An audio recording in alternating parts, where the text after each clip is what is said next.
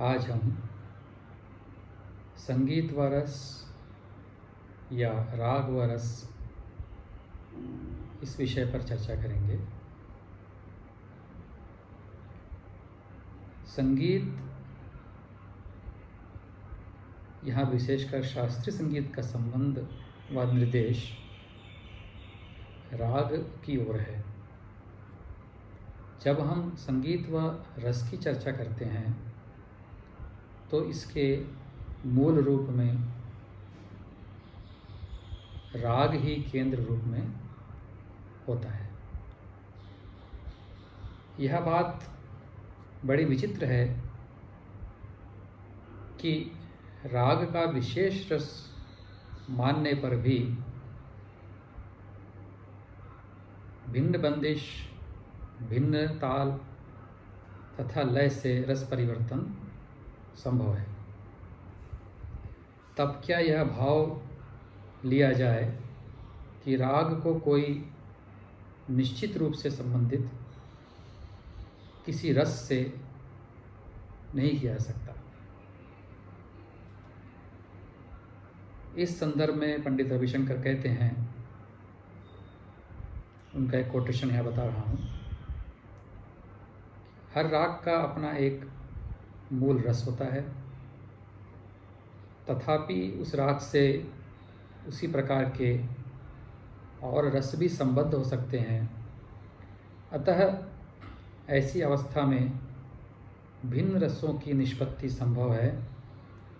जैसे मैं राग मालकौंस बताऊं, जिसमें मुख्य भाव वीर रस है, तो भी आलाप में शांत व करुण रस के विरूपण से प्रारंभ करके जोड़ व झाला बजाने में वीर, अद्भुत और रौद्र रस को मैं विकसित कर सकता हूँ। यह सभी तत्व प्रायोगिक अभ्यास से सिद्ध हो सकते हैं। ये कथन पंडित रविशंकर जी का है। इससे हम क्या निष्कर्ष निकाल सकते हैं कि किसी वाद्य विशेष को बजाने की जो शैली है, यदि कोई वादक उस पर दो भिन्न रसयुक्त राग जैसे बिलावल तथा बागेश्री अथवा भैरव तथा मियाँ मल्हार, ये दोनों अलग अलग वर्गीकरण के राग हैं, इनको समान लय तथा समान बाज शैली में बजाएं तो आलाप की धीमी गति में शांत अथवा करुण रस ही पैदा होगा और झाले में समान तीव्रता लाने पर अद्भुत अथवा रौद्र रस प्राप्त होगा। इसी प्रकार हर राग का छोटा ख्याल तथा छायानट का छोटा ख्याल समान भाव के शब्दों श्रृंगारिक, रूठना, शिकायत, मनाना आदि से युक्त होता है। अतः उसकी अदायगी में समान रस पैदा होता है। जैसे दरबारी का छोटा ख्याल तथा छायानट का छोटा ख्याल समान रूप से श्रृंगारिक वातावरण बनाते हैं।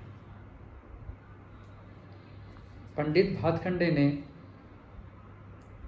रे ध कोमल वाले संधि प्रकाश रागों में शांत व करुण, रे ध तीव्र वाले रागों में श्रृंगार तथा ग नी कोमल वाले रागों में वीर रस का समावेश माना है।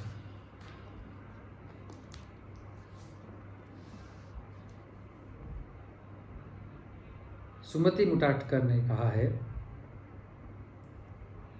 कि राग विशेष में किसी रस की कल्पना या रस की इच्छा किसी राग विशेष से नहीं करनी चाहिए। जिस प्रकार कश्मीर का शालीमार बाग, समुद्र किनारे सूर्यास्त का दृश्य, कोयल की गुंजन, पुष्पों की सुगंध आदि से केवल मन पुलकित होता है और कोई रस विशेष प्लावित नहीं होता, इसी प्रकार संगीत का आनंद भी विशुद्ध आनंद है, ये कहना है सुमति मुटाटकर जी का। कुछ शास्त्रज्ञों ने रागों के समय का संबंध रसों से जोड़ा है, परंतु इसका भी उन्होंने कोई शास्त्रीय प्रमाण नहीं दिया है। आप देखते हैं कि आधुनिक समय में रेडियो, टेलीविज़न, सीडीज़ ऐसे साधन हैं जिनके द्वारा असमय रागों को सुना जाता है और इसका हम पूरा पूरा आनंद उठाते हैं।